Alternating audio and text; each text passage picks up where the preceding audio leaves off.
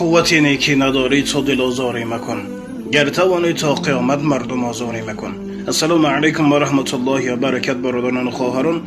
امروز یک مراجعه کوتاه برای اون شخصانی که در سامانه‌های اینترنتی و علل خصوص اینستاگرام همون گروه‌های خود را دارند و مردم تاجیک نامش پست میکنند، هر خل زنا خپیدیم این خپیدیم گویان، بعدا هر خل اون رسمای دخترها را مسد پهن میکنند.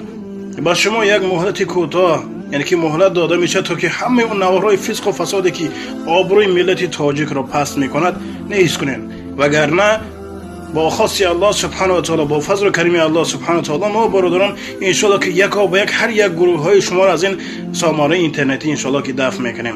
باقی الله تعالی همه ما و شما را به راه راست هدایت فرمایه و از نور ایمان که عطا فرمود جدا نگرداند. و السلام علیکم و رحمت الله و برکاته.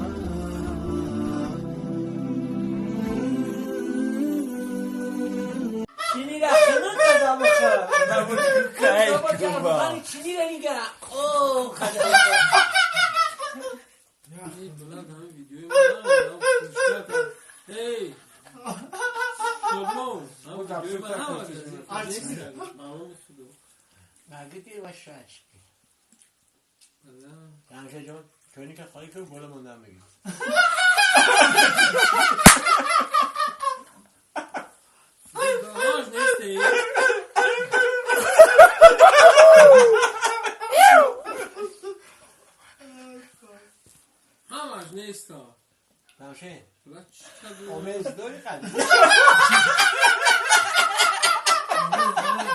دست اکاز بودم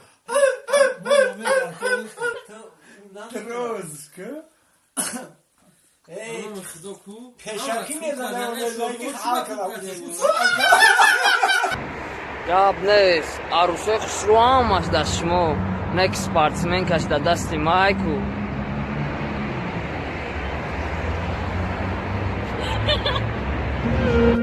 Jerry